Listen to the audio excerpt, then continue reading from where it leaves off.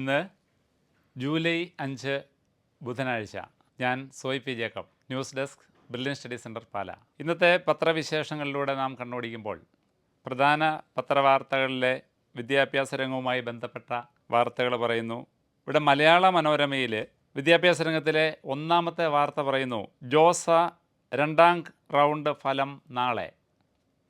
IIT, NIT, IIIT തുടങ്ങി രാജ്യത്തെ 119 മികച്ച സ്ഥാപനങ്ങളിലെ ബിടെക് ഉൾപ്പെടെയുള്ള പ്രോഗ്രാമുകളിലേക്കുള്ള 2ാം റൗണ്ട് അലോട്ട്മെൻറ്റ് നാളെ നടക്കും. ആദ്യ അലോട്ട്മെൻറ്റ് ജോസ ജൂൺ 30 തന്നെ പ്രസിദ്ധീകരിച്ചിരുന്നു. ഇത്തവണ അലോട്ട്മെൻറ്റിന് ആകെ 57,152 സീറ്റുകളാണ് ഉള്ളത്. ഇവയുടെ വിഭജനം, സ്ഥാപനങ്ങൾ, കാറ്റഗറി എന്നിവ തിരിച്ച് ഒന്നാം പട്ടികയിൽ കൊടുത്തിരിക്കുന്നു. ഈ വർഷവും 6 റൗണ്ട് അലോട്ട്മെൻറ്റ് ഉണ്ടായിരിക്കും. ജോസ 2ാം റൗണ്ട് ഫലം വളരെ വിശദീകരിച്ചുകൊണ്ട് നമ്മുടെ മലയാള മനോരമയുടെ വിദ്യാഭ്യാസം പേജിൽ കൊടുത്തിട്ടുണ്ട്. ഇത് ആവശ്യമുള്ളവർ ഈ പേജ് തന്നെ ഒന്ന് വിശദമായിട്ട് പരിശോധിച്ച് അതിൻ്റെ ഡീറ്റെയിൽസ് എല്ലാം കൃത്യമായിട്ടൊന്ന് മനസ്സിലാക്കുന്നത് നല്ലതായിരിക്കും. മനോരമയുടെ അടുത്ത വാർത്ത, വിദ്യാഭ്യാസ വാർത്ത പറയുന്നു, ഹോട്ടൽ അഡ്മിനിസ്ട്രേഷൻ എൻട്രൻസ് എഴുതാത്തവർക്കും. National council for hotel management and catering ടെക്നോളജിക്ക് കീഴിലുള്ള 80 ഇൻസ്റ്റിറ്റ്യൂട്ടുകളിലെ 3 വർഷ BSc hospitality and hotel administration പ്രോഗ്രാമിൽ എൻട്രൻസ് എഴുതാത്തവർക്കും പ്രവേശനം ലഭിക്കും. ഈ മാസം 11-നകം രജിസ്റ്റർ ചെയ്യണം. nchm.counseling.nic.in എന്ന വെബ്സൈറ്റ് വഴി കൂടുതൽ വിവരങ്ങൾ അറിയാം.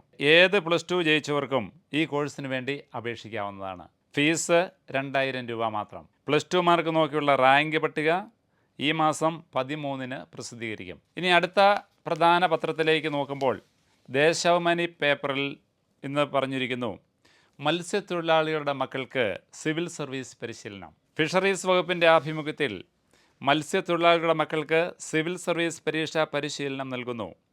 60% മാർക്കോടെ ബിരുദം വിജയിച്ച മത്സ്യത്തൊഴിലാളി ക്ഷേമനിധി ബോർഡിൽ അംഗങ്ങളായിരിക്കുന്നവരുടെ മക്കൾക്ക് ഈ കോഴ്സിന് അപേക്ഷിക്കാം. സിവിൽ സർവീസ് അക്കാദമി മുഖേനയാണ് പരിശീലനം നൽകുന്നത്. അക്കാദമി നടത്തുന്ന എൻട്രൻസ് പരീക്ഷയുടെ മെറിറ്റ് അടിസ്ഥാനത്തിലാകും വിദ്യാർത്ഥികളെ തിരഞ്ഞെടുക്കുന്നത്. അപേക്ഷാ ഫോമും മറ്റു വിവരങ്ങളും മത്സ്യഭവൻ ഓഫീസിൽ നിന്ന് നേരിട്ട് ലഭിക്കും.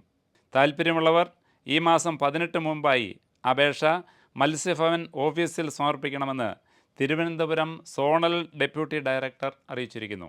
ഇനി അടുത്ത പത്രം നമ്മൾ പരിശോധിക്കുമ്പോൾ മാതൃഭൂമി പത്രത്തിൽ പറയുന്നു, ഓൺലൈൻ BSc കോഴ്സുകളുമായി IIT ഗുവാഹട്ടി ഒരു പുതിയ കോഴ്സ് അവർ ആരംഭിക്കുകയാണ്.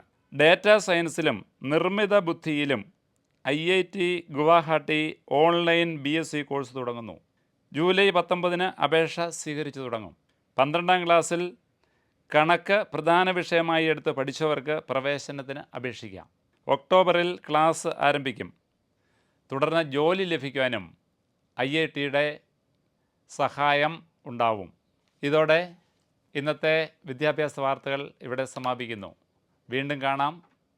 കൂടുതൽ വാർത്തകളും വിദ്യാഭ്യാസ വിശേഷങ്ങളുമായി നാളെ.